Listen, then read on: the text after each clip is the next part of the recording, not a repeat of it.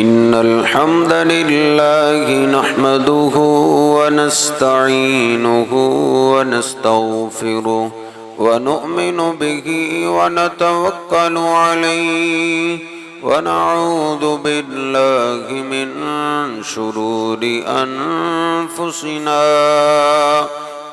ومن سيئات أعمالنا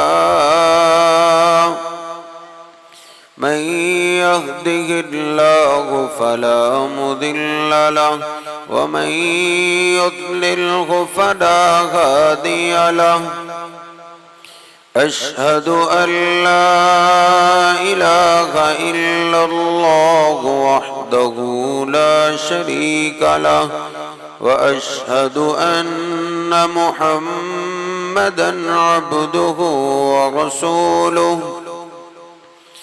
اللهم صل على محمد وأزواجه وذريته كما صليت على آل إبراهيم وبارك على محمد وأزواجه وذريته كما باركت على آل إبراهيم إنك حميد مجيد رب اشرح لي صدري ويسر لي أمري واحلل عقدة من لساني يفقه قولي رب زدني علما سبحانك لا علم لنا إلا ما علمتنا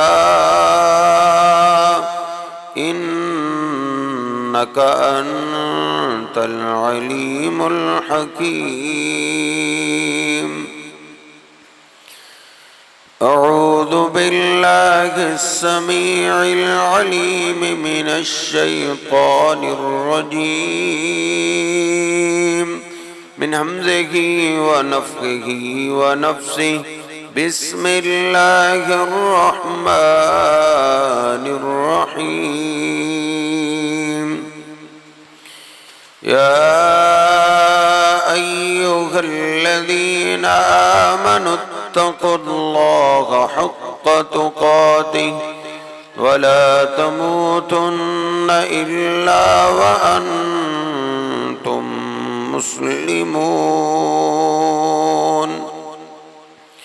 سبحان ربك رب العزة عما يصفون وسلام على المرسلين والحمد لله رب العالمين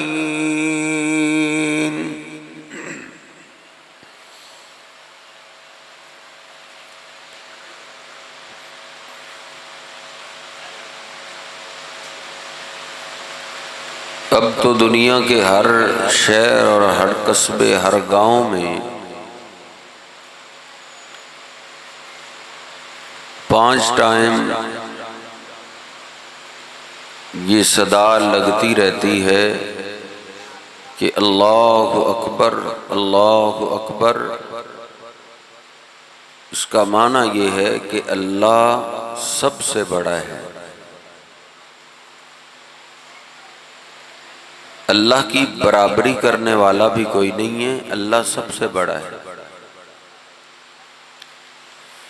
وہ اتنا بڑا ہے کہ اس کی بڑائی کا انسان اندازہ نہیں لگا سکتا۔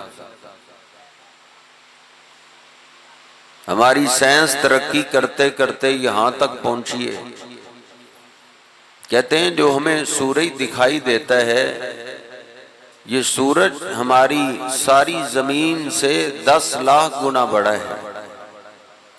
10 لاکھ زمینیں اس سورج میں آ سکتی ہیں، اور آپ جانتے ہیں جو چیز جتنی زیادہ دور ہوتی ہے اتنی چھوٹی نظر آتی ہے۔ سورج جو ہماری زمین سے کئی لاکھ گنا بڑا ہے وہ ہمیں ایک فٹ بال سا نظر آتا ہے، تو آسمان کتنا بڑا ہوگا جس کا کنارہ ہی نظر نہیں آتا، اور ہم آواز سنتے ہیں اللہ اکبر، یہ آسمان بھی چھوٹا ہے، اللہ سب سے بڑا ہے۔ یعنی انسانیت اندازہ نہیں لگا سکتی کہ اللہ کتنا بڑا ہے۔ اسی لیے اللہ پاک نے میرے اور آپ کے محبوب پیغمبر کو بھی یہی حکم دیا ہے وَرَبَّكَ فَكَبِّرْ، او میرے پیغمبر آپ بھی اپنے رب کی بڑائی بیان کیجئے، آپ بھی اللہ اکبر پڑھا کریں۔ نبی پاک صلی اللہ علیہ وسلم نماز شروع کرتے اللہ اکبر پڑھتے، رکوع جاتے اللہ اکبر پڑھتے کہ اللہ ہی سب سے بڑا ہے۔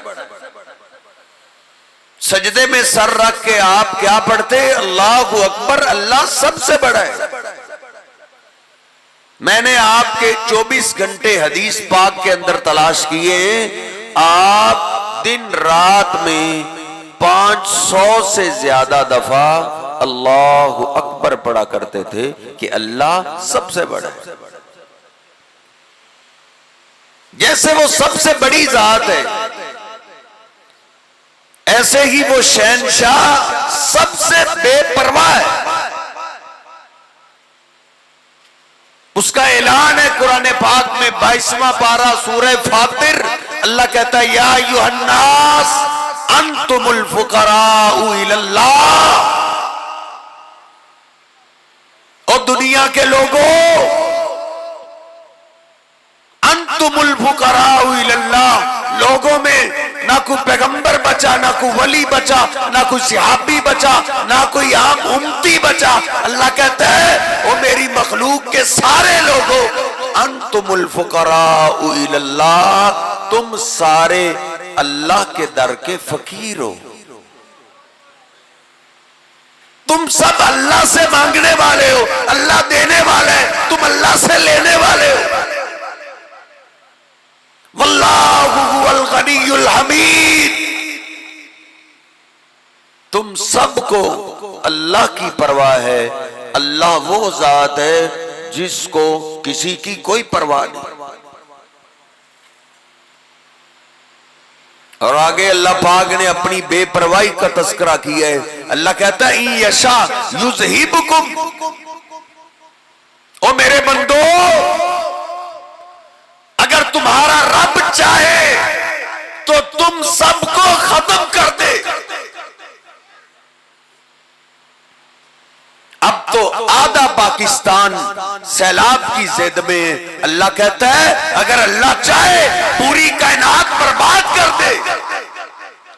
وَيَأْتِ بِخَلْقٍ جَدِيدٍ، اگر وہ شہنشاہ چاہے اسی لمحے میں ایک نئی مخلوق پیدا کر کے نیا جہان بسا سکتا ہے۔ وہ اتنی بڑی ذات ہے، اللہ کہتا ہے وَمَا ذَلِكَ عَلَى اللَّهِ بِعَزِيزٍ، ایسا کرنا اللہ کے لیے کوئی مشکل نہیں۔ وہ سپر پاور ذات ہے، اس کے فیصلوں کو کوئی روکنے والا نہیں، اس کو کوئی ٹوکنے والا نہیں، اس کو کوئی پوچھنے والا نہیں، یہ کیا تو کیوں کیا، یہ نہیں کیا تو کیوں نہیں کیا۔ وہ سپر پاور ذات ہے، جیسے چاہتا ہے کائنات میں کرتا ہے۔ اللہ کہتا ہے سورہ توبہ کے اندر اولا یرون انہم یفتنون فی کل عام مرتن او مرتین، اللہ کہتا ہے کیا لوگوں کو سمجھ نہیں آتی ہر سال ایک یا دو بڑی بڑی مصیبتیں ان پہ آتی نہیں ہیں؟ کسی سال ایک مصیبت آتی ہے، کسی سال دو مصیبتیں آ جاتی ہیں۔ اللہ کہتا ہے اتنی بڑی بڑی مصیبتیں میری نشانیاں دیکھ کے بھی ثم لا یتوبون، پھر یہ توبہ کیوں نہیں کرتے؟ بڑے بڑے عذابوں کو دیکھ کے بھی توبہ نہیں کرتے۔ جو سودی کاروبار کر رہا ہے وہ لگا ہوا ہے، جو رشوت لینے میں لگا ہوا ہے، اپنی بیٹیوں کو حرام کھلانے میں لگا ہوا ہے، وہ اپنا سرکل اسی طرح جاری رکھے ہوئے بڑے بڑے عذاب دیکھ کے بھی اللہ کہتا ہے ثم لا یتوبون، پھر بھی یہ توبہ نہیں کرتے۔ گندا موبائل استعمال کر رہے ہیں ساری ساری رات تو یہ لگا ہوا ہے، زناکاری بدماشی میں لگا ہوا ہے، بڑی بڑے عذاب بھی اس کو توبہ پہ مجبور نہیں کر رہے۔ اس آیہ مبارکہ میں اللہ مجھے اور آپ کو کیا درس دے رہا ہے؟ اللہ یہ سمجھا رہا ہے میں عذاب بھیجتا ہوں تاکہ میرے بندے توبہ کر لیں، میرے در پہ آ جائیں، مجھ سے معافی مانگ لیں۔ اللہ کہتا ہے وَلَنُذِيقَنَّهُم مِّنَ الْعَذَابِ الْأَدْنَىٰ دُونَ الْعَذَابِ الْأَكْبَرِ، ہم بڑے عذاب سے پہلے چھوٹے چھوٹے عذاب بھیجتے ہیں لَعَلَّهُمْ يَرْجِعُونَ، تاکہ بندے میری طرف واپس آ جائیں، مجھ سے توبہ کر لیں، مجھ سے معافی مانگ لیں۔ کیونکہ جتنی بھی مصیبتیں آتی ہیں، جتنی پریشانیاں آتی ہیں، وہ انفرادی ہو یا اجتماعی عذاب آ جائے، اللہ نے کیا فرمایا ہے ما اصابکم من مصیبت فبما کسبت ایدیکم، تمہیں جو بھی مصیبت جو بھی آفت آتی ہے وہ تمہارے گناہوں کی وجہ سے آتی ہے۔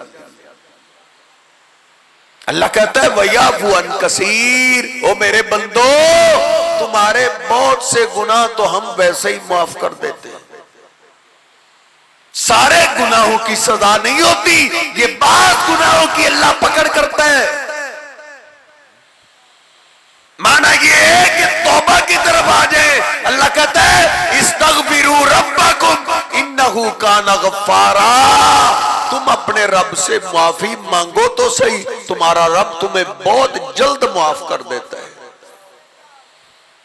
معافی مانگنے میں دیر ہے، اس کے معاف کرنے میں کوئی دیر نہیں ہے،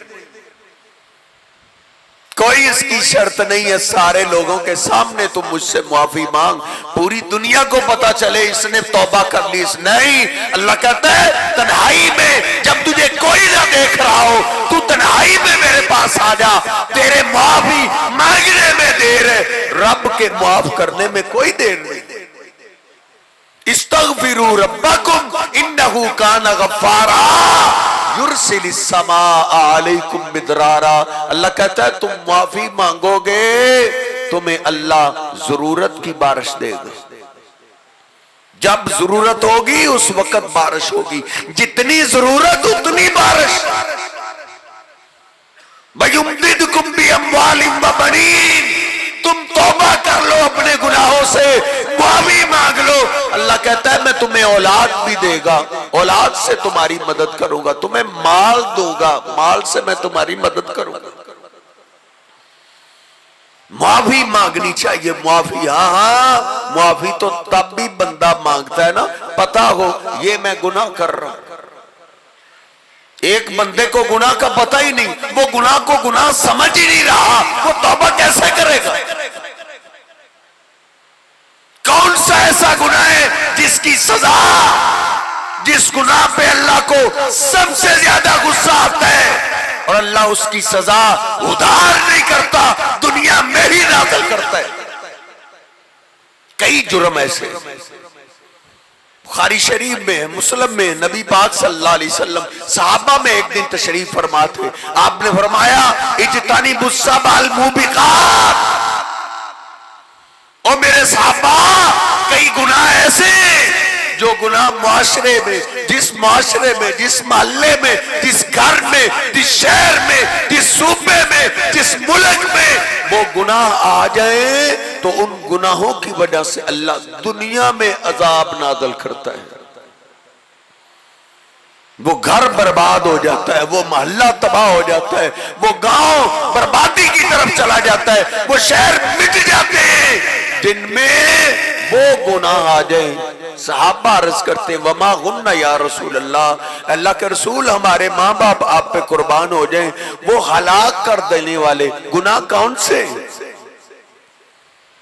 آپ نے پہلا گناہ شمار کیا، آپ نے فرمایا الشرک باللہ، जिस अल्लाह ने सारी कायनात को बनाया है, जो सबसे बड़ी ज़ात है, किसी एक इंसान को उस अल्लाह के बराबर कर देना ये सबसे बड़ा गुनाह है। पैगंबरों की शान अपनी जगह है, बुजुर्गों की शान अपनी जगह है, लेकिन इनको शान अल्लाह ने ही तो दी है, इनको पैदा अल्लाह ने ही तो किया है। किसी को उठा के बंदा अल्लाह के बराबर कर दे, अल्लाह का शरीक कर दे, ये ऐसा जुर्म है।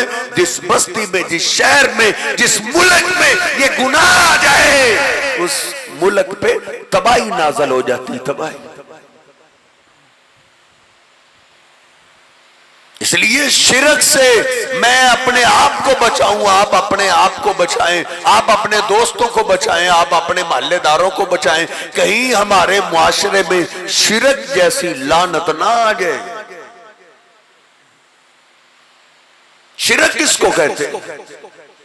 अल्लाह ने कुरान पाक के अंदर मेरे महबूब पैगंबर के जरिए हमें बताया है। सूरह जिन ने 29वां पारा है, वो मेरे महबूब पैगंबर कह दीजिए, कुल इन्नमा अदू रब्बी वला उशरिकु बिही अहदा। कह दो, जब मुझे गैबी मदद की जरूरत पेश आती है तो गैबी मदद के लिए मैं रब को आवाज देता हूं और मैं रब के साथ शिरक नहीं करता। एक है ना बंदों के बस की बात है, आपने चारा काटा है, चारा आपने किसी गठड़ी में बांध लिया है, पास से कोई आदमी गुजर रहा है, आप कहते हैं मुझे चारा उठवाओ, ये बंदे के बस की बात है। ये बंदा मदद ले सकता है, कर्ज की जरूरत पेश आ गई, किसी से कर्ज मांग सकता है, गाड़ी में वो स्टार्ट नहीं हो रही, धक्के की जरूरत पेश है, बंदे को कह सकता है, ये बंदे के बस की बात है। बसा औकात ऐसे मामलात होते हैं जहां इंसानों के बस की बात नहीं होती, फिर बंदे को गैबी मदद की जरूरत पेश आती है। मेरा अल्लाह कहता है, वो मेरे पैगंबर कह दो, इन्नमा अदू रब्बी, गैबी मदद के लिए मैं अपने रब को आवाज देता हूं, वला उशरिकु बिही अहदा, और मैं अपने रब के साथ शिरक नहीं करता। माना ये गैबी मदद के लिए अल्लाह को छोड़ के किसी और को पुकारना ये शिरक है, और अल्लाह शिरक को माफ नहीं करेगा। एक और जगह अल्लाह पाक ने इसी बात का जिक्र किया है, हवाले नोट करके घर में जाके तर्जमे वाला कुरान पढ़ना, तुझ पे कर्ज है रब की कसम, तू आज सही जगह है, इधर से तुझे खरी चीज मिलेगी, खरी, मिलावट वाली चीज इधर से नहीं मिलेगी। हम ये नहीं कहेंगे कि कुरान तूने जाके तर्जमे वाला पढ़ना ही नहीं, मैं कहता हूं जाके पढ़, चाहे अपने मौलवी का लिखा हुआ तर्जमा पढ़, हवाले नोट करता जा। अल्लाह कुरान में कहता है, 11वां सिपारा सूरह यूनुस का आखिरी रकू है, अल्लाह कहता हूं मेरे पैगंबर, वला तकूनन्ना मिनल मुशरिकीन, आप शिरक करने वालों में से ना हो जाए। ऐ मेरे पैगंबर, आपको बड़ा मुकाम अल्लाह ने दी है, इज्जत दी है, लेकिन देखना आपने भी शिरक नहीं करना। और आगे वजाहत की है, क्या मतलब है शिरक नहीं करना? अल्लाह कहता है, वला तदू मिन दूनिल्लाहि मा ला यनफउका वला यजुर्रुका। ओ मेरे पैगंबर, जब तुझे गैबी मदद की जरूरत पेश आए, अल्लाह के सिवा किसी और को आवाज नहीं देनी, क्योंकि कोई भी तेरे नफे नुकसान का मालिक नहीं है। आपके नफे नुकसान का मालिक अल्लाह की जात है। इसलिए गैबी मदद के लिए अल्लाह को आवाज देना ये तौहीद है, और अल्लाह के साथ किसी और को गैबी मदद के लिए पुकारना ये शिरक है, जिसको अल्लाह कभी माफ नहीं करेगा। आप कुरान पाक पढ़ लीजिए, कौन सी ऐसी नई मुसीबत परेशानी आप पे आ गई है कि आप समझते हैं शायद आसमान वाले के पास उसका हल नहीं है। कुरान पाक पढ़िए, हर किस्म की मुसीबत का तस्करा कुरान में मौजूद है, क्योंकि कोई ना कोई परेशानी और मुसीबत किसी ना किसी पैगंबर पे गुजरी है, और उस पैगंबर ने उस परेशानी का हल کسی قبر والے سے نہیں کروایا، انہوں نے اپنی پریشانی کے حل کے لیے اللہ کو آواز دی۔ اگر آپ پریشانی یہ سمجھتے ہیں لو جی میرے سارے ہی دشمن ہیں، محلے دار بھی دشمن، اپنے بھی دشمن ہو گئے، اب میں کیا کروں؟ یہ کوئی نئی پریشانی نہیں، ہم سے پہلے ایک پیغمبر گزر چکے جن پہ یہ مصیبت آئی تھی۔ وہ ابراہیم علیہ السلام تھے جن کا سارا علاقہ دشمن، علاقہ کیا باپ بھی دشمن تھا۔ آگ لگاؤ اس کو، یہ ہمارے بتوں کا گستاخ میرے گھر میں کہاں سے پیدا ہو گیا، اس کو آگ لگا دو۔ پوری بادشاہی پورا علاقہ اکٹھا ہو گیا ایک ابراہیم کو آگ لگانے کے لیے۔ بہت بڑی انہوں نے آگ جلائی ہے، ابراہیم علیہ السلام کو آگ میں پھینکنے کے لیے لے جا رہے ہیں۔ 4 پیغمبر گزر چکے ہیں، 4 کی قبریں بن چکی ہیں۔ بابا جی آدم علیہ السلام گزر چکے ہیں، ان کی قبر بن چکی ہے۔ نوح علیہ السلام گزر چکے ہیں، ان کی قبر بن چکی ہے۔ ہود علیہ السلام چکے، صالح علیہ السلام گزر چکے، کئی پیغمبر ولی گزر چکے ہیں۔ ابراہیم علیہ السلام کو غیبی مدد کی ضرورت پیش آئی تو انہوں نے آواز کس کو دی؟ جانتے ہیں غیبی مدد انسانوں کے بس کی بات نہیں ہوتی۔ غیبی مدد کے لیے مٹی کے نیچے والے کو نہیں پکارا جاتا، بلکہ غیبی مدد کے لیے آسمان والے کو آواز دی جاتی۔ وہ لے کے جا رہے، پھینکو اس کو آگ میں۔ باپ بھی گالیاں دیتا ہوا کہتا ہے پھینک دو اس کو آگ میں، اور ابراہیم علیہ السلام زبان سے کیا کہتے ہیں؟ حسبی اللہ ونعم الوکیل۔ اے اللہ ان سے ہمارا کوئی جداد کا جھگڑا نہیں، میرا ان سے کوئی برادری کا جھگڑا نہیں، جھگڑا تیری ذات کا ہے۔ اے اللہ تو ہی مدد کے لیے کافی ہو جا۔ انہوں نے اللہ کو پکارا ہے، اللہ نے مدد کیا، کمال کر دی۔ قرآن کہتا ہے جب ابراہیم نے ڈائریکٹ مجھے آواز دی، قلنا یا نارو کونی بردم وسلامن علی ابراہیم۔ آپ کو قرآن پاک سے دور رکھا گیا ہے، کھولیے قرآن ترجمے کے ساتھ۔ ابراہیم علیہ السلام کو کے بارے میں اللہ نے قرآن میں بولا ہے کہ ابراہیم نے ڈائریکٹ ہمیں آواز دی تو ہم نے ڈائریکٹ پھر آگ کو حکم دیا، نہیں اتارا جبریل امین کو بھی، نہیں طوفان بھیجے، نہیں بارش کو نازل کیا۔ یہ کیا بات ہوئی؟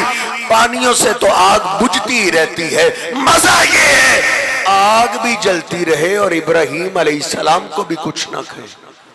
اللہ نے ڈائریکٹ آگ کو ہی کہہ دیا یا نارو کونی بردم وسلامن علی ابراہیم۔ وہ آگ دیکھ میرا خلیل آ رہا ہے، میرے خلیل کو جلانا نہیں، میرے خلیل کے لیے ٹھنڈی اور سلامتی والی ہو جا۔ ابراہیم علیہ السلام پہ یہ مصیبت آئی ہے، انہوں نے اللہ کو آواز دی ہے، اللہ کو پکارا ہے۔ کون سی ایسی نئی مصیبت آ گئی ہے، کون سی پریشانی نئی آ گئی ہے جو کسی نہ کسی پیغمبر پہ نہ آئی ہو؟ دیکھ یہ ابراہیم علیہ السلام بھی دنیا سے چلے گئے، ان کے بیٹے اسحاق اور اسماعیل علیہ السلام وہ بھی پیغمبر تھے، وہ بھی دنیا سے چلے گئے۔ آگے ان کا بیٹا اسحاق علیہ السلام کا بیٹا یعقوب علیہ السلام تھے، ان پہ بھی بہت بڑی مصیبت آ گئی۔ یہی مصیبت ہے نا، کوئی اولاد کی وجہ سے پریشان ہے، کسی پہ بیٹے کی پریشانی آ جاتی ہے۔ دیکھ اس پیغمبر پہ بیٹے کی وہ پریشانی آئی جس پریشانی کو سن کے ایک باپ کانپ جاتا ہے۔ بیٹوں نے آ کے بتایا بابا آپ کے بیٹے یوسف کو بھیڑیا کھا گیا۔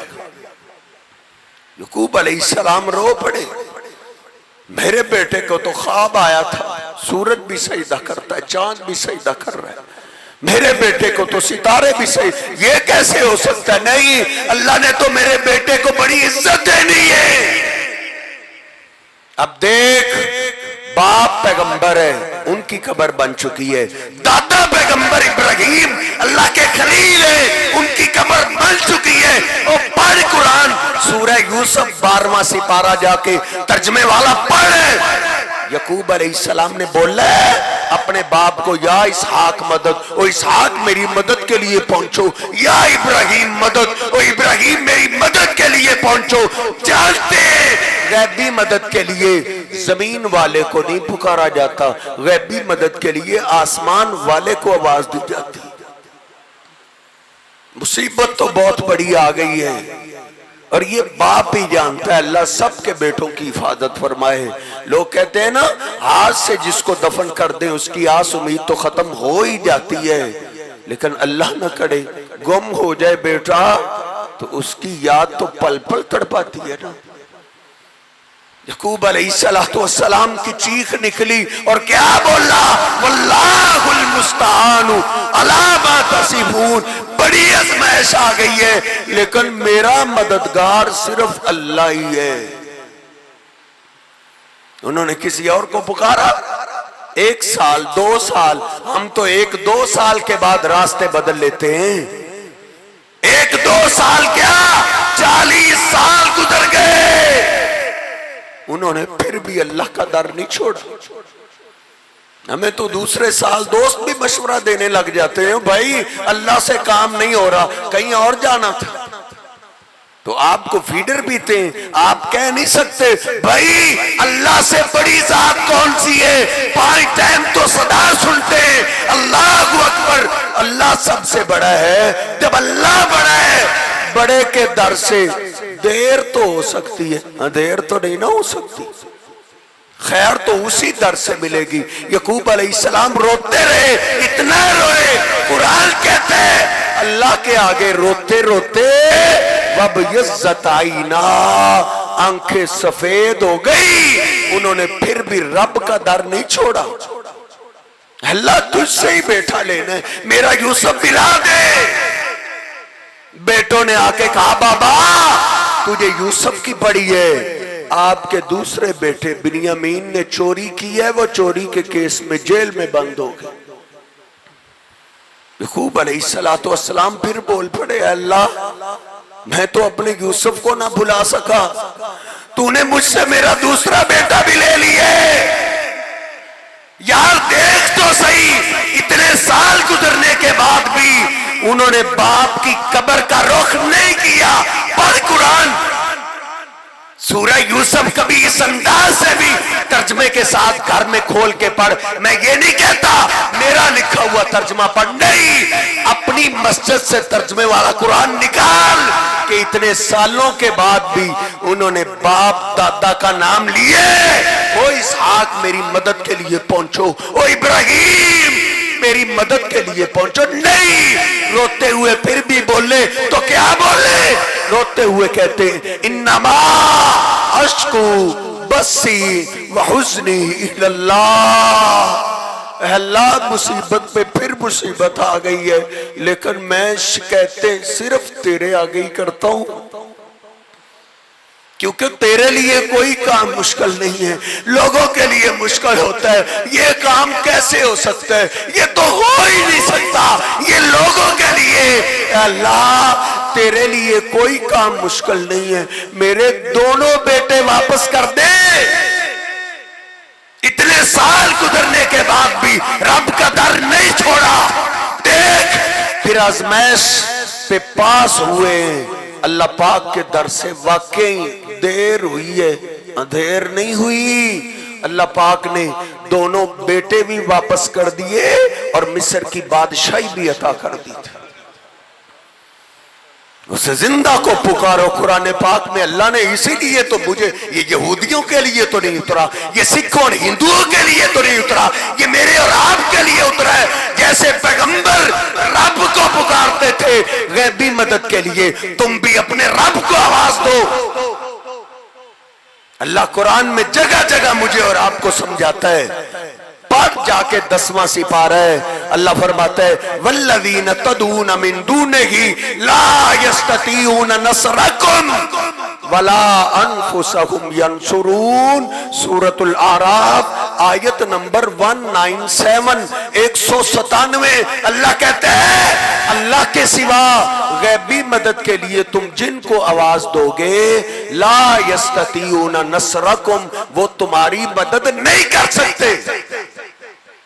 آگے اللہ نے کتنی واضح بات کی ہے، ترجمے والا قرآن ہم نہ پڑھے تو ہمارا قصور ہے، سمجھانے میں رب نے کوئی کسر نہیں چھوڑی۔ اللہ کہتا ہے وَلَا أَنفُسَكُمْ يَنْصُرُونَ، او نادان انسان، وہ تیری مدد کہاں سے کریں گے؟ اب تو وہ اپنی مدد بھی نہیں کر سکتے۔ انسان جتنا بھی پہلوان کیوں نہ ہو، جب روح نکل جائے وہ پھر کپڑے اتار نہیں سکتا، پھر غسل نہیں کر سکتا۔ اللہ کہتا ہے وَلَا أَنفُسَهُمْ يَنْصُرُونَ، اور اس کی قبر پہ سیلاب آ جائے وہ اپنی قبر کو سیلاب سے نہیں بچا سکتا۔ اللہ نے تجھے پاکستان میں دکھا بھی دیے، لوگوں نے جھیل کے وہ بند توڑ دیے، ایک دربار کو بچانے کے لیے میرے رب کا عذاب آیا، دربار پھر بھی نہ بچا۔ اللہ کہتا ہے وَلَا أَنفُسَهُمْ يَنْصُرُونَ، یہ قرآن کی بات ہے۔ اللہ کہتا ہے غیبی مدد کے لیے تم نام لے لے کے جن کو مدد کے لیے آوازیں دیتے ہو وہ تمہاری مدد کیسے کریں گے؟ وہ تو اپنی مدد بھی نہیں کر سکتے۔ اللہ کا عذاب نہ آئے تو اور کیا ہے؟ پیغمبروں میں سے آپ ایک ایک کی زندگی پڑھتے جائیں، اولیاء میں سے ایک ایک کی زندگی پڑھتے جائیں، کوئی بھی اللہ کے ساتھ شرک کرنے والا نہیں تھا۔ اور یاد رکھیے جب کلمہ پڑھنے والا شرک کرتا ہے تو پھر اللہ اس کو دنیا میں سزا ضرور دیتا ہے۔ ایک کلمہ پڑھنے والا، بنی اسرائیل وہ بھی تھے نا، وہ کہتے تھے اللہ ہم فرعون کی غلامی میں کیا کر سکتے ہیں؟ فرعون کی غلامی میں اے اللہ آزادی دے، پھر دیکھنا ہم تیری عبادت کیسے کرتے ہیں۔ اللہ پاک نے دشمن کو غرق کر دیا آنکھوں کے سامنے، اللہ نے نجات عطا کر دی۔ لِنَنْظُرَ كَيْفَ تَعْمَلُونَ، اللہ نے کہا اب ہم دیکھتے ہیں آزادی ملنے کے بعد تم کیا کرتے ہو۔ ان کو آزادی مل گئی، آزادی ملنے کے بعد اللہ پاک نے موسیٰ علیہ السلام کو اپنی ملاقات کے لیے طور پہاڑ پہ 40 دن کے لیے بلا لیا۔ پیچھے سے بنی اسرائیل نے اللہ کے مقابلے میں بچڑے کی پوجا شروع کر دی، بچڑے کو پوجنے لگے، سجدے نظر و نیاز رکوع جھکاؤ ساری باتیں اس کی کرنے لگے، اور کیا کہتے تھے ما نعبدہم الا لیقربونا الی اللہ زلفیٰ، ہم ان کی عبادت تو نہیں کرتے، ہم تو ان تک عبادت پہنچاتے ہیں کہ یہ عبادت ہماری اللہ تک پہنچا دو۔ بچڑے کی اس انداز سے انہوں نے پوجا شروع کی۔ اللہ پاک نے موسیٰ علیہ السلام کو واپس بھیجا کہ جاؤ دیکھو اپنی قوم کی حالت۔ گئے دیکھا بچڑے کے پوجا کرنے والے، بچڑے کو سجدہ کرنے والے، بچڑے کو رکوع کرنے والے بن گئے۔ موسیٰ علیہ السلام غصے میں آ گئے، ڈانٹنے لگے، لوگوں کو متنبہ کیا، کہتے ہیں موسیٰ اب غلطی ہو گئی ہے، رب سے معافی لے کر دو۔ اللہ پاک نے فرمایا او میرے موسیٰ، سورہ بقرہ پہلا سپارہ، او میرے موسیٰ اب معافی ایسے نہیں ملے گی، آزادی کے بعد شرک کرنے والوں کی سزا یہ فَقْتُلُوا أَنفُسَكُمْ، اب تمہیں مارنے کے لیے فرعونی نہیں آئیں گے، تمہیں مارنے کے لیے مجوسی نہیں آئیں گے، تمہیں مارنے کے لیے آگ کے پجاری نہیں آئیں گے، تمہیں مارنے کے لیے چاند سورج کے پجاری نہیں آئیں گے۔ فَقْتُلُوا أَنفُسَكُمْ، اب تمہاری سزا یہ ہے اب تم خود ایک دوسرے کو قتل کرتے رہو گے، اب آپس میں تم لڑو گے، مارنے والا بھی کلمہ پڑھے گا، مار کھانے والا بھی کلمہ پڑھتا ہوگا۔ ہم نے بھی ملک ایسے ہی حاصل کیا تھا نا۔ اے اللہ ہندوؤں کی غلامی میں ہمارے بڑوں نے کیا بولا تھا؟ یہی بولا تھا نا، اے اللہ ہندوؤں کی غلامی میں، انگریزوں کی غلامی میں اے اللہ ہم کیا کر سکتے ہیں، تو آزادی دے، دیکھنا پھر ہم تیری عبادت کیسے کرتے ہیں۔ ہمارے بڑوں نے جانوں کے نذرانے پیش کر دیے، عورتوں کی عزتیں لوٹ لی گئی، سب ایک ہی تہیا لے کر نکلے تھے، جان جاتی ہے تو چلی جائے، ایک ملک ایسا بنے۔ اور اس ملک کو بناتے وقت نعرہ ایک ہی تھا نا، پاکستان کا مطلب کیا؟ لا الہ الا اللہ، کہ اللہ کے سوا ادھر عبادت کسی کی نہیں ہوگی۔ اس وقت یہ تو نہیں نعرہ تھا اللہ آزادی دے ہم امام صاحب کی عبادت کریں گے، اے اللہ آزادی دے ہم علی اجمیری کی عبادت کریں گے، اللہ آزادی دے ہم پاک پتن کے بابا فرید کی عبادت کریں گے، اللہ آزادی دے ہم شہباز قلندر کی عبادت کریں گے۔ نہیں، کسی کا نام نہیں تھا، ایک ہی نعرہ تھا، اے اللہ آزادی دے، پھر دیکھ ہم تیری کیسے عبادت کرتے ہیں۔ پاکستان کا مطلب کیا؟ لا الہ الا اللہ، کہ اللہ کے سوا ہم کسی کی عبادت نہیں کریں گے۔ اللہ پاک نے آزادی عطا کر دی، لِنَنْظُرَ كَيْفَ تَعْمَلُونَ۔ اب دیکھتے ہیں اب آزادی کے بعد تم کیا کرتے ہو۔ بنی اسرائیل نے آزادی ملنے کے بعد ایک بت بنایا تھا، ایک، ہم نے ایک بنایا ہے۔ کون سا ایسا شہر ہے، کون سا ایسا صوبہ ہے، ضلع ہے، کون سا ایسا گاؤں ہے جس میں اللہ کے مقابلے میں کسی نہ کسی درگاہ کی پوجا نہیں ہو رہی؟ اور اللہ ہمیں کیسے سمجھاتا رہا، وَالَّذِينَ تَدْعُونَ مِن دُونِهِ مَا يَمْلِكُونَ مِن قِطْمِيرٍ، اللہ کے سوا جن کی تم بندگی عبادت کرنا تم نے شروع کر دی ہے، وہ تو کھجور کی گٹھلی کے چھلکے کے بھی مالک نہیں ہے۔ اللہ نے کیسے سمجھایا ہے، کھجور کی گٹھلی کے اوپر ایک پتلا سا چھلکا ہوتا ہے۔ اللہ نے کہا ہے جس کے جسم سے روح نکل جائے نا، وہ گٹھلی کے چھلکے کا بھی مالک نہیں ہوتا۔ اللہ پاک نے کیا ادھر سمجھایا ہے، کھجور ایک قبر ہے، اور کھجور کی گٹھلی وہ قبر کی میت ہے، اور گٹھلی کا جو چھلکا ہے وہ میت کا لباس ہے۔ اللہ کہتا ہے اللہ کے سوا تم جن کی پوجا کر رہے ہو وہ تو اپنے کپڑوں کے بھی مالک نہیں رہے۔ جب ان کے جسم میں روح تھی ان کے نام بڑی پراپرٹیاں، بڑی گاڑیاں بولا کرتی تھی، ان کے نام بڑا بینک بیلنس تھا، لیکن جب جسم سے روح نکل گئی، بینک بیلنس کٹ گیا، زمینیں کٹ گئی، اب تو وہ اپنے کپڑوں کے بھی مالک نہیں رہے۔ جو اپنے کپڑوں کے مالک نہیں رہے وہ میرے اور آپ کے نفع نقصان کے مالک کیسے ہو گئے؟ پھر ہم نے صرف پوجا ہی نہیں کی، سندھ سارا ڈوبا ہوا ہے۔ کسی حکومت کی کسی کرسی کوئی ہاتھ لگاتا وہ پورا ملک ہلا کے رکھ دیتا تھا۔ کیوں ہلا؟ کہ سندھ کے اندر تو بیت اللہ کے مقابلے میں حج شروع ہو گیا تھا۔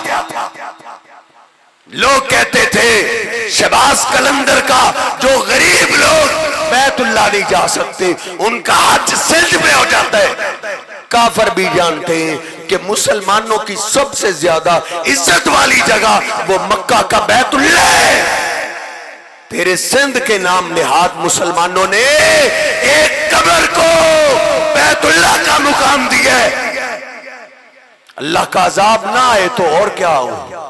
اللہ رب العزت فرماتا ہے قرآن پاک کے اندر سورہ مریم میں، اللہ کہتا ہے جب بندے شرک کرتے قریب ہے تقاد السماوات یتفطرن، آسمان اللہ سے اجازت مانگتا ہے، اللہ تیرا بندہ تیرے ساتھ شرک کر رہا ہے، مجھے اجازت دے میں ٹوٹ کے اس کے اوپر گر جاؤں۔ آسمان ٹوٹنے کی اجازت مانگتا ہے، زمین پھٹنے کی اجازت مانگتا ہے۔ اللہ کا قرآن کہتا ہے وَتَخِرُّ الْجِبَالُ هَدًّا، قریب ہے بندوں کے شرک کی وجہ سے پہاڑ ٹوٹ جائیں۔ پہاڑ اللہ سے ٹوٹنے کی اجازت مانگتے ہیں، اے اللہ مجھے اجازت دے میں ٹوٹ کے اس کے اوپر گر جاؤں۔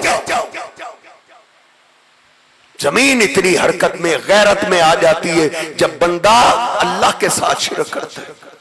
بیت اللہ کا طواف مکے میں ہوتا ہے، تیرے سندھ کے اندر قبر کا طواف شروع ہو گیا۔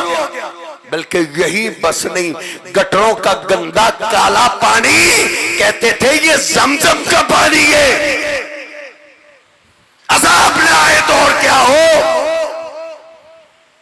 کس کا زمزم کا پانی ہے؟ کہاں ہے شہباز قلندر کا دربار جو اپنی قبروں کو نہ بچا سکے؟ وہ تمہارے اور میرے نفع نقصان کے مالک نہیں ہو سکتے۔ ہمارے نفع نقصان کے فیصلے زمین پہ نہیں ہوتے، ہمارے نفع نقصان کے فیصلے آسمانوں میں ہوتے۔ کہتے ہیں جی وہ ہے تو کالا پانی لیکن خارش نہیں ہوتی۔ میں نے اپنے شہر میں بولا تھا، ادھر بھی کہتے تھے جو ادھر ایک دفعہ نہا لیتا ہے اس کو خارش نہیں ہوتی۔ میں نے کہا وہ ہے جو گٹروں کا پانی، ہمارے مدرسے کے گٹر میں نہا لو خارش ادھر بھی نہیں ہوتی۔ زمزم کا پانی کے تم نے برابر کر دیے ایک کالے گندے پانی کو۔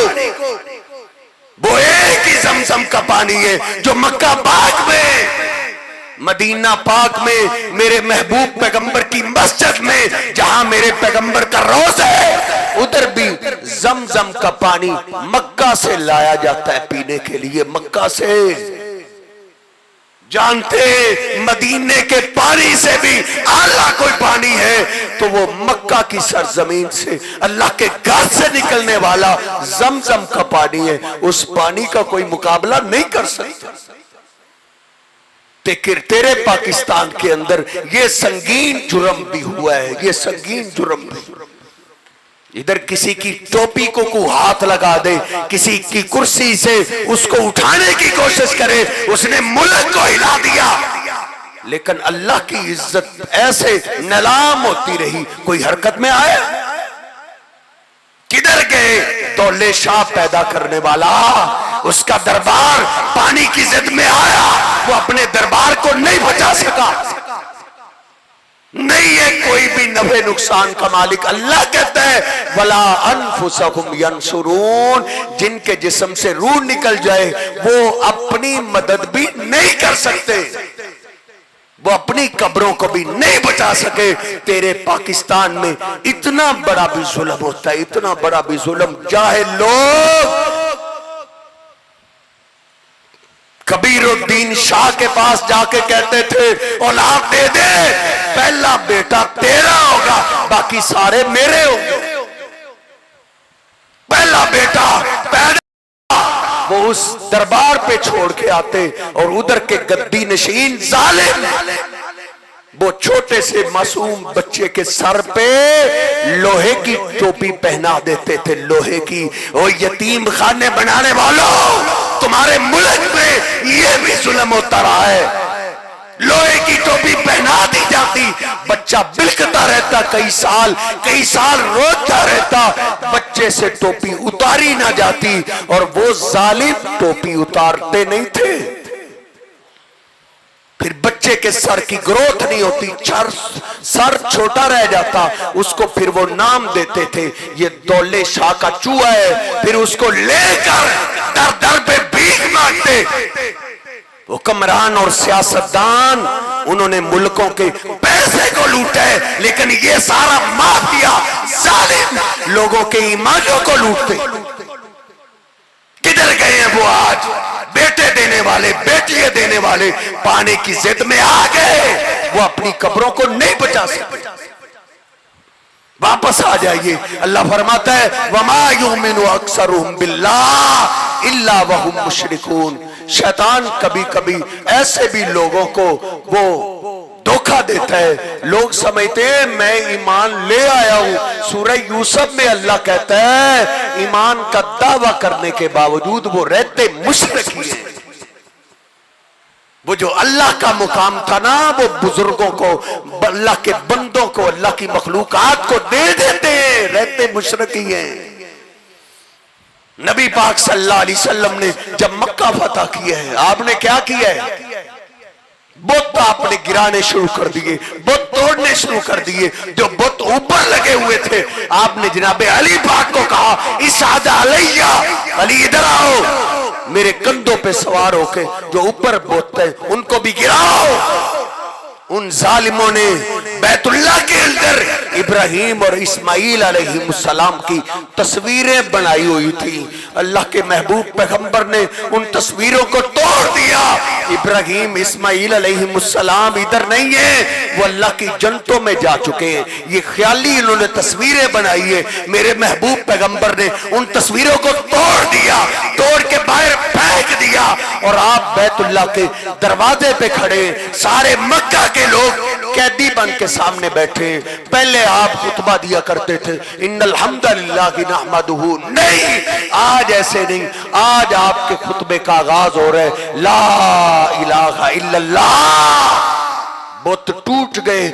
आज के बाद अल्लाह के मुकाबले में न किसी बाबे की इबादत होगी, न किसी बुत की इबादत होगी। मेरे महबूब पैगंबर ने खुतबे के बाद आपने अपनी तलवार जनाब अली पाक को थमाई। सही मुस्लिम में, सुनन नबी दाऊद में, तिरमिज़ी में, निसाई में, इब्ने माजा में आपने तलवार थमाई और आपने फरमाया मेरे अली जाओ, तलवार लो, साथियों को साथ ले जाओ। ला रअयत कब्रन मुशरिफन इल्ला सवैतहु वला सूरतन इल्ला तमस्तहु। जाओ, निकलो, जहां जहां इस्लाम का कानून है, जहां जहां तक इस्लामी हुकूमत है। ये थी रियासत मदीना। ये रियासत मदीना जब मक्का में पहुंची, क्या हुआ? आपने फरमाया अली जाओ, जो कब्र तुझे एक बलिस से ऊंची नजर आए उसको जमीन के बराबर कर देना, और अगर किसी बाबे की कोई तस्वीर नजर आए उसको भी खत्म कर देना। ये है फतह मक्का का मतलब जी, जो पाकिस्तान बनाने का मतलब ला इलाहा इल्लल्लाह था, फतह मक्का का मतलब भी ला इलाहा इल्लल्लाह था कि अब ला इलाहा इल्लल्लाह, अब अल्लाह के सिवा किसी की इबादत नहीं है। मेरे महबूब पैगंबर, मेरे शेख आ चुके हैं, इख्तिसार करता हूं। मेरे महबूब अलैहिस्सलाम ने जरीर बिन अब्दुल्लाह को तलब कर लिया, ओ जरीर इधर आओ। आए, कहा जरीर। सहीहुल बुखारी में, सही मुस्लिम में, हदीस की हर किताब में आपने फरमाया ओ जरीर अला तुरीहुनी, अला तुरीहुनी, मेरा दिल बड़ा बेकरार है। ए जरीर, क्या तू मेरे दिल को सुकून नहीं पहुंचा सकता? जरीर तड़प उठे, भी अभी अंत व उम्मी, मेरी माँ आप पे कुर्बान, मेरा बाप आप पे कुर्बान। जरीर, आपके बेकरार दिल को सुकून कैसे पहुंचा सकता है? खाओ जरीर, जाओ। यमन में लोगों ने बैतुल युकालु लहुल काबतुल यमानिया, लोगों ने यमन में एक काबा बना दिया, एक दरबार बना है जिस दरबार का तवाफ होता है, और वो लोग कहते हैं जो मक्का में ना जा सके वो इधर हज करे, अपना हज इधर पूरा करे। युकालु लहल काबतुल यमानिया, उसको काबा यमनी कहते हैं, यमनी काबा। ए जरीर जाओ, घोड़ सवार लेके जाओ, ऊंट सवार नहीं। ऊंट पे जाते हुए आपको देर लग जाएगी, जल्दी जाओ, घोड़ सवार का दस्ता तैयार करके लाओ। जरीर कहते 150 घोड़ सवार का दस्ता मैं तैयार करके लेके आया। मैंने अपने महबूब पैगंबर से अर्ज की, अल्लाह के रसूल, मैंने 150 150 घोड़ सवार तैयार कर लिए, सब असलिया से लेस है, लेकिन अल्लाह के रसूल मुझे तो घोड़े पे सवारी करनी नहीं आती, मैं ऊंट पे सवारी करना जानता हूं, घोड़ सवार का मुझे अंदाज नहीं आता। नबी पाक सल्लल्लाहु अलैहि वसल्लम ने करीब बुलाया, आपने मेरे सीने पे हाथ रखा। सैयदना जरीर कहते हैं कुर्बान जाए, आपने हाथ रखा, उसकी ठंडक मैंने अपने सीने में महफूज करी, बड़ी महसूस हुई मुझे। मेरे महबूब पैगंबर के हाथ से मेरा सीना ठर गया, और आपने अल्लाह से दुआ की, अल्लाहुम्मा सब्बितहु, अल्लाह इसको घोड़ सवारी पे मजबूत कर दे, ये तेरे दीन के लिए जा रहा है। सैयदना जरीर कहते मैंने फिर घोड़े पे सवारी की, ऊंट से भी ज्यादा आसान सवारी मुझे घोड़े पे लगी, और हम उधर पहुंचे, हमने क्या देखा, कुछ उधर मुजावर बैठे थे, फकतलनाहु, हमने उन मुजावरों को कत्ल कर दिया, उनको काट के रख दिया, और फरमाते हैं हमने उनके दरबार को गिराया, फाहरकनाहा, फिर हमने उसको आग लगा दी, फिर जरीर ने एक आदमी को भेजा, जाओ मेरे महबूब पैगंबर को बशारत दो कि आपने जो काम दिया था आपके जरीर ने वो काम कर दिया। कुर्बान जाए, सहीह बुखारी में मैंने पढ़ा है, जब वो कासत मेरे महबूब पैगंबर के पास पहुंचा, नबी पाक सल्लल्लाहु अलैहि वसल्लम ने हाथ उठा लिए, अल्लाह जरीर पे, इसके काफिले पे अपनी रहमतें नाज़िल कर, बरकतों से माला माल कर दे। नबी पाक सल्लल्लाहु अलैहि वसल्लम ने दुआ की, हाथ नीचे आ गया।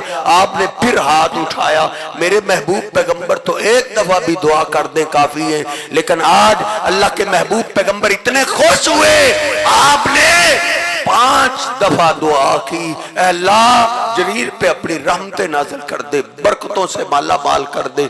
मेरे महबूब पैगंबर अलैहिस्सलाम की ये रियासत मदीना जब मक्का में पहुंची तो इस कायनात में जहां जहां इस्लामी मुसलमान पहुंच सकते थे, उधर कोई दरगाह नहीं बची थी जिसकी अल्लाह के मुकाबले में पूजा होती। आओ वापस पलट आओ, अल्लाह हमें दावत देता है, वसारिउ इला मगफिरत मिन रब्बिकुम व जन्ना। आओ तौबा कर लो, तौबा करने से अजाब टलते हैं। जहां से मैंने बात शुरू की वहीं खत्म करते हैं। जो कौम माफी मांगने वाली हो, अल्लाह का कुरान कहता है उन पे अजाब नहीं आता। अबू जाल एंड कंपनी वो बैतुल्लाह के गुलाफ के साथ चिमट के अल्लाह से दुआ कर रही है, उसकी दुआ का जिक्र अल्लाह ने कुरान में किया है। क्या कहता था? अल्लाहुम्मा इन काना हाज़ा हुवल हक़्क़ मिन इंदिका फ़अम्तिर अलैना हिजारतम मिनस समा।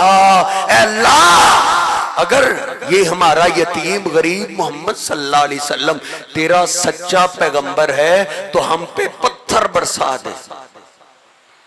ये अबू जाल दुआ कर रहे हैं, हम पे पत्थर बरसा, अवीतिना बिअज़ाबिन अलीम, अगर इससे भी कुछ सख्त अजाब है अल्लाह तू दे सकता है तो इससे सख्त अजाब नाज़िल कर दे, अगर ये तेरा सच्चा पैगंबर। ये उसने दुआ की, अल्लाह ने जवाब दिया, कमाल कर दिया। वो जात भी कमाल है, उसकी जवाब भी कमाल है, उसका कलाम भी कमाल है। अल्लाह ने कहा मेरे पैगंबर ऐसी बात नहीं है कि हम इन पे अजाब नाज़िल नहीं कर सकते, नहीं, बल्कि तेरे रब के 2 कानून है। 2 अल्लाह ने अपने 2 कानून का तज़किरा किया है। दिल पे हाथ रख के इन दोनों कानूनों को सुनो। अल्लाह कहता है वमा कान अल्लाहु लियुअज़्ज़िबहुम व अंत फ़ीहिम।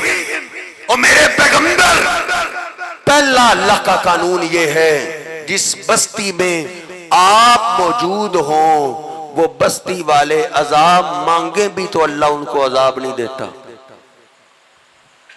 आपको हमने रहमत बना के भेजा है, आपकी जात रहमत है। आप जब तक मक्का में है आपकी जात का अल्लाह एहतराम करता है, मक्का वालों पे अजाब अल्लाह नाज़िल नहीं करेगा। अब तो मान जाना चाहिए, गुस्सा मत कीजिए, ठंडे दिल के साथ सोचिए। पाकिस्तान आधा डूब चुका है, अल्लाह का अजाब, तो मान जाओ अल्लाह के महबूब पैगंबर पाकिस्तान में नहीं है। ये कुरान का पक्का कानून है मेरे रब का। 10वां सिपारा हवाला नोट करके ले जा, तर्जुमे वाला कुरान पढ़। अल्लाह कहता है जिस बस्ती में आप हो अल्लाह उनको अजाब नहीं देता। जब तक मेरे महबूब पैगंबर अलैहिस्सलाम मक्का में रहे, मक्का में अजाब नहीं आया था। लोग आपको धोखा देते रहे, झूठ बोलते, फिर भी तेरी आंखें नहीं खुलती, वो तुझसे फराज करता है, फराज। कभी कहता है दम बदम पढ़ दुरूद, रसूल भी है यहां मौजूद। कभी कहता है जुमेरात को आते हैं, कभी कहते हैं 11वीं वाले के पास आते हैं, कभी कहता है हर जगह मौजूद है, कभी कहता है वहाबियों के घर के सिवा हर जगह मौजूद है, कभी 11-12 रबीउल अव्वल को कहता है कि अल्लाह के पैगंबर मदीना से निकल पड़े। तू होश के नाखन ले तो लोग तुझे ये धोखा क्यों दे? ये तेरी दौलत के भी डाकू है, तेरे ईमान के भी डाकू है। ये अल्लाह का कानून है, जिधर मेरे महबूब पैगंबर मौजूद हो उधर अल्लाह का अजाब नहीं आता। مکہ میں جب تک آپ رہے عذاب نہیں آیا. ہاں مکہ پہ عذاب اس وقت آیا جب میرے محبوب پیغمبر روتے ہوئے مکہ سے نکلے تھے. جناب صدیق کہتے ہیں میرے محبوب کی آخری نگاہ بیت اللہ پہ پڑ رہی ہے اور آپ کی آنکھوں میں آنسو جاری ہے. روتے ہوئے آپ وہاں سے نکل رہے اور کہہ رہے اللہ کے گھر دل تو نہیں چاہ رہا میں تجھے چھوڑ کے چلا جاؤں لیکن میری قوم کے لوگ مجھے رہنے نہیں دے رہے. اب تو میرے سر کی انہوں نے 100 اونٹ قیمت بھی لگا دی. میرے محبوب پیغمبر روتے ہوئے وہاں سے نکلے. پھر اللہ کا عذاب آئے. باغات نے پھل دینا بند کر دیے. دائیں بائیں سے جہاں سے غلات آتے تھے غلے بھی بند ہو گئے. حتیٰ کہ مردار کھانے پہ مجبور ہو گئے مکہ والے. چمڑے کھایا کرتے تھے. درخت بھی سوکھ گئے. درختوں کی خشک جڑیں چبا کے گزارا کیا کرتے تھے. کہتے تھے بھوک کی شدت کا عالم یہ تھا ہم اوپر دیکھتے ہمیں آسمان نظر نہیں آتا تھا دھواں ہی دھواں نظر آتا تھا. نبی پاک صلی اللہ علیہ وسلم تو اپنی زندگی میں جب مکہ میں تھے مدینہ میں نہیں تھے. جب مدینہ میں تھے تو آپ مکہ میں نہیں تھے. تجھے دھوکہ دیا جا رہا ہے تجھ سے پیسے. ایک مولوی صاحب کی میں نے بات سنی کہتے ہیں اللہ کے محبوب پیغمبر نے میری دعوت کو قبول کر لی ہے لیکن انہوں نے شرط لگائی ہے میرا کھانا بھی تیرے پاس ہو اور میرا آنے جانے کا ٹکٹ بھی تیری طرف سے ہو. جس میرے محبوب پیغمبر کے 3 مہینے گزر جاتے تھے چولہا نہیں جلتا تھا. اپنی ذات کے لیے آپ نے کسی سے ٹکا نہیں مانگا. یہ تیرا ظالم ایسے بھی ہے تجھے دھوکہ دینے والے. کہتے ہیں اللہ کے پیغمبر مجھ سے ٹکٹ مانگ رہے ہیں تو اس کے ناخن لے تو بدار ہو. یہ اللہ کا پہلا قانون ہے. اللہ کہتا ہے جس بستی میں آپ ہو اس بستی کو اللہ عذاب نہیں دیتا. اور دوسرا اللہ کا قانون اللہ نے کیا ذکر کیا ہے وَمَا كَانَ اللَّهُ مُعَذِّبَهُمْ وَهُمْ يَسْتَغْفِرُونَ. اور اللہ ان کو بھی عذاب نہیں دیتا جو رب سے معافی مانگنے جو معافی مانگنے والے ہو نا توبہ کرنے والے اللہ معاف کر دے. رو رو کے اللہ کے آگے گر پڑے. معافی مانگنے والوں کو بھی اللہ عذاب نہیں دیتا. بلکہ بات ختم کریں یونس علیہ السلام کی داستان پہ. اگر عذاب تیار ہو کے آ جائے نا پھر بھی اگر قوم معافی مانگ لے تو اللہ تیار شدہ عذاب بھی ٹال دیتا ہے. یونس علیہ السلام نے اپنی قوم کو بڑا سمجھایا بڑا باز کیا لیکن ایک بھی مسلمان نہیں ہوا. ایک بھی. صبح سمجھاتے لوگ مارتے دوپہر کو چوکوں چوراہوں کے اندر دعوت دیتے لوگ دشمنی پہ اتر آتے ایک نے بھی نہ مانا. ایک دن مار رہے تھے یونس علیہ السلام نے بد دعا کر دی اے اللہ ایک بھی نہیں مانا یہ قوم ماننے والی نہیں ہے اے اللہ ان کو عذاب دے دے.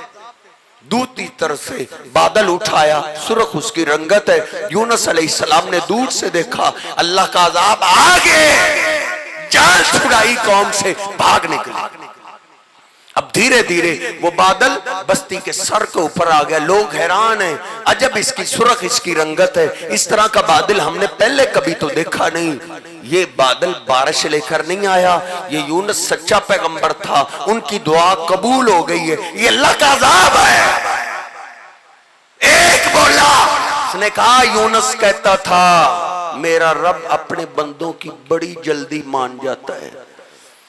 بندوں کے معافی مانگنے میں دیر ہے اس کے معاف کرنے میں کوئی دیر نہیں. یہ صدا سنتے ہی سارے ہی سجدے میں گر پڑے. اللہ کے آگے رونے لگے گر گڑانے لگے اللہ بھول ہم سے ہوئی ہے غلطی ہم سے ہوئی ہے. تیرے پیغمبر کا جینا ہم نے تو بھر کیا ہے. اے اللہ ایک دفعہ معاف کر دے آئندہ سے کبھی بھی تیرے پیغمبر کی نافرمانی نہیں کریں گے. قرآن کہتا ہے یہ کسی خطیب کی خطابت نہیں ہے یہ کوئی کہانی نہیں میں سنا رہا رب کا قرآن ہے. 11واں سپارہ سورہ یونس ہے. اللہ کہتا ہے فلولا کانت قریۃ آمنت فنفعها ایمانها الا قوم یونس. لوگوں آج تک کبھی ایسا نہیں ہوا کہ آیا ہوا عذاب میں نے ٹال دیا ہو سوائے یونس کی قوم کے. لما آمنوا کشفنا عنہم عذاب الخزي فی الحیات الدنیا ومتعناہم الی حین. اللہ کہتے ہیں جب انہوں نے اپنی آنکھوں سے ہمارا عذاب دیکھ لیا ایمان لے آئے, معافی مانگنے لگے, اللہ کے آگے رونے لگے, گر گڑانے لگے. اللہ کہتا ہے آیا ہوا عذاب ہم نے ٹال کے رکھ دیا تھا. معافی مانگنے والی قوم ہونا آیا ہوا عذاب بھی ٹل جاتا ہے. اب یونس پیغمبر علیہ السلام باہر کھڑے انتظار کر رہے ہیں اب عذاب آتا اب آتا, لیکن عذاب تو نہ آیا. وہ پیغمبر اللہ کے برگزیدہ پیغمبر تھے لیکن غیب تو نہیں نہ جانتے تھے کہ میری قوم نے تو اللہ سے صلح کر لی ہے. یہ غیب کے خزانے تو میرے رب کے پاس ہے. اللہ کا قرآن پکار پکار کے کہہ رہے لا یعلم من فی السماوات والارض الغیب الا اللہ. لوگو زمین و آسمان کا غیب اللہ کے سوا کوئی نہیں جانتا. غیب کے خزانے اللہ کے پاس ہے. یونس علیہ السلام انتظار کر رہے عذاب آتا, عذاب تو نہ آیا, بس یہ پیغمبر ضرور ہیں غیب نہیں جانتے تھے. ادھر اللہ کے پیغمبر کو بھول ہوئی ہے, غلطی لگ گئی ہے, کیونکہ کوئی پیغمبر بھی اپنی مرضی نہیں کر سکتا. ادھر اللہ کے پیغمبر نے اپنی مرضی کی ہے. کوئی پیغمبر اللہ کی وحی کے بغیر نہ بول سکتا ہے نہ کوئی کام کر سکتا ہے, لیکن ادھر پیغمبر نے اپنی مرضی کی ہے. یہ قوم تو ماننے والی ہے ہی نہیں. چلو دین کی دعوت کا کام ہی کرنا ہے نا, کسی اور بستی میں جاتے ہیں ان کو جا کے دعوت دیتے ہیں. اجازت لینا بھولے, ادھر سے نکلے, آگے دریا آیا, دریا کے کنارے کشتی, کشتی سواریوں سے بھری ہوئی. یونس علیہ السلام نے کشتی میں چھلانگ لگائی ہے, ملا نے کشتی کو چلانا شروع کر دیا ہے. کشتی دریا کے درمیان میں پہنچی, کشتی ہچکولے کھانے لگی, کشتی ڈولے کھانے لگی, سواریاں چلا اٹھی ملا تیری کشتی کو کیا ہے, نہ کوئی طوفان ہے نہ کوئی آندھی ہے, بغیر طوفان کے ہچکولے کیوں بھر رہے ہیں. ملا پکار اٹھا وَإِذَا رَكِبُوا فِي الْفُلْكِ دَعَوُا اللَّهَ مُخْلِصِينَ لَهُ الدِّينَ. ادھر زمین والا کوئی تمہارے کام نہیں آئے گا. ادھر نجات چاہتے ہو تو آسمان والے کو آواز دو. سارے آسمان والے کو پکار رہے ہیں لیکن ہچکولے بھر رہے ہیں, ان کو موت نظر آنے لگی. ملا کھڑا ہو گیا, کہتا ہے مجھے سمجھ آ گئی ہے, پہلے بھی کشتی طوفان میں پھنستی تھی, آسمان والے کو آواز دیتے تھے, وہ نجات دے دیتا تھا. آج آسمان والے کو پکارنے سے بھی نجات نہیں مل رہی. لگتا ہے ہماری کشتی میں وہ آیا ہے جس کو آسمان والا پار نہیں کرنا چاہتا. وہ کون ہے؟ اس نے تو مرنا ہی مرنا ہے, اس نے تو ڈوبنا ہی ڈوبنا ہے, وہ ہمیں تو نہ لے ڈوبے. کوئی بھی نہ اٹھا. قرآن یاسین سے اگلی سورت صافات ہے, اس کا آخری رکوع ہے. اللہ کہتا ہے وَإِنَّ يُونُسَ لَمِنَ الْمُرْسَلِينَ إِذْ أَبَقَ إِلَى الْفُلْكِ الْمَشْحُونِ فَسَاهَمَ فَكَانَ مِنَ الْمُدْحَضِينَ. لوگو یونس میرے برگزیدہ پیغمبروں میں سے تھے, دوڑے کشتی میں سوار ہوئے, کشتی جب پھنس گئی انہوں نے قرآن ڈالا تو قرآن یونس علیہ السلام کا نکل آیا. یونس علیہ السلام کھڑے ہو گئے, کہتے لوگو میں آسمان والے کی اجازت کے بغیر آیا ہوں, مجھے سمجھ آ گئی ہے جب تک میں کشتی میں رہوں گا کشتی کنارے نہیں لگ سکتی. آپ کس کو سمجھتے ہیں کشتیاں ڈوبنے اور تارنے والا؟ دیکھ اللہ کا پیغمبر ہے, رب کشتی پار نہ کرنا چاہے کوئی پیغمبر اپنی کشتی کنارے نہیں لگا سکتا. تو کس کو سمجھتا ہے معین الدین چشتی لگا دے پار کشتی؟ تیرا مولوی جھوٹا قصہ کرتا ہے. کیا ہوا؟ بڑھیا نے بس پاؤ دودھ ہی نہیں دیا تھا. پیر صاحب کو بڑھیا پہ غصہ نہیں آیا, اس کے بیٹے کی برات جا رہی تھی, پوری برات کو ڈبو دیا تھا, 12 سال کے بعد تار دیا تھا. کوئی ہے پوچھنے والا گپیں کھڑنے والے سے؟ وہ پیر ایسے تو نہیں ہوتے تھے, وہ تو جو پیر سچے تھے وہ تو اللہ کے دوست تھے برگزیدہ. وہ پیر اللہ کے بزرگ ایسے تھے, ان کو لوگ پتھر بھی مارتے تو وہ بد دعا بھی نہیں دیتے تھے, وہ پتھر کھا کے بھی لوگوں کو دعا دیا کرتے تھے. وہ کیسے پیر تھے جن کو پاؤ دودھ نہیں ملا تو انہوں نے بیڑی نبو دی تھی. تو ہوش کے ناخن لے گا تو کام سلجھے گا. بیداری کا ثبوت دے۔ دیکھ یونس علیہ السلام کھڑے ہو گئے، کہتے میں ہی رب کی جا، سارے چلا اٹھے، وہ چھلانگ لگا یہاں سے، تو ہمیں بھی لے ڈوبا تھا۔ یونس علیہ السلام نے چھلانگ لگائی ہے، اللہ نے مچھلی کو حکم دیا ہے، دیکھ میرا پیغمبر آ رہا ہے، اس سے بھول ہوئی ہے، اس کو پیٹ میں محفوظ کر لے۔ یونس علیہ السلام گئے سیدھے مچھلی کے پیٹ میں۔ اللہ کا قرآن کہتا ہے، سورۃ الانبیاء ہے، 17واں سپارہ ہے، اللہ کہتا ہے فنادا فی الظلمات، یونس علیہ السلام کی آنکھ کھلی مچھلی کے پیٹ میں، تو اندھیرے ہی اندھیرے تھے، اندھیروں میں اللہ کا پیغمبر گھبرا گیا، گڑگڑانے لگا، رونے لگا، فنادا فی الظلمات، اے اللہ تو نے مجھے کون سی قید دی ہے؟ لوگ بھی قیدی بنتے، ان کے دوست احباب جاتے، ان کے رشتہ دار جاتے، ان کو تسلی دیتے، تو نے مجھے کون سی قید دی ہے؟ پوچھ اپنے مولانا سے، قرآن نکال کے دیکھ۔ یونس علیہ السلام نے مچھلی کے پیٹ میں غیبی مدد کے لیے آواز کس کو دی تھی؟ پیغمبروں کا پورا سلسلہ ہے، ولیوں کا پورا سلسلہ گزر چکا ہے، سب کی قبریں بن چکی ہیں۔ یونس علیہ السلام نے مچھلی کے پیٹ میں باپ دادا پردادا کو آواز نہیں دی، جانتے تھے غیبی مدد کے لیے زمین کے اندر والوں کو نہیں پکارا جاتا، غیبی مدد کے لیے آسمان والے کو آواز دی جاتی ہے۔ تیری گاڑی میں سٹیکر لگا ہوا ہے، تیرے دفتر میں سٹیکر ہوگا، تیری جس گاڑی میں سفر کرتا ہے شاید تیری گاڑی میں سٹیکر ہو، محلات میں سٹیکر لگا ہو کہ یونس علیہ السلام نے مچھلی کے پیٹ میں روتے ہوئے کیا بولا؟ لا الہ الا انت سبحانک انی کنت من الظالمین، اے اللہ بھول مجھ سے ہوئی ہے، غلطی مجھ سے ہوئی ہے، لیکن ایک بات ضرور ہے، اس مصیبت سے نجات دینے والا تیرے سوا کوئی نہیں ہے۔ اللہ کہتا ہے فاستجبنا لہ، ہم نے اپنے یونس کی پکار کو سن لیا۔ آپ سمجھیں گے انہوں نے کسی کو آواز نہیں دی، وہ تو پیغمبر تھے، وہ کون سا کوئی عام امتی تھے، اللہ کو تو پتا تھا نا ساری صدیوں کا۔ اللہ نے اس اشکال کا جواب آگے ہی دے دیا ہے۔ اللہ کہتا ہے وَكَذَلِكَ نُنْجِي الْمُؤْمِنِينَ، جس طرح یونس پیغمبر نے ہمیں ڈائریکٹ آواز دی، ایسے اگر کوئی مصیبتوں میں عام مومن بھی ہمیں پکارے ہم اس کو بھی نجات دے دیتے۔ ہر پیغمبر مشکل وقت کے اندر اللہ کو پکارتا رہے، اللہ سے مدد مانگتا رہے۔ اللہ رب العزت مجھے آپ کو بھی یہ عقیدہ توحید سمجھنے کی توفیق عطا فرمائے۔ وَأَقُولُ قَوْلِي هَٰذَا أَسْتَغْفِرُ اللَّهَ لِي وَلَكُمْ وَلِسَائِرِ الْمُسْلِمِينَ۔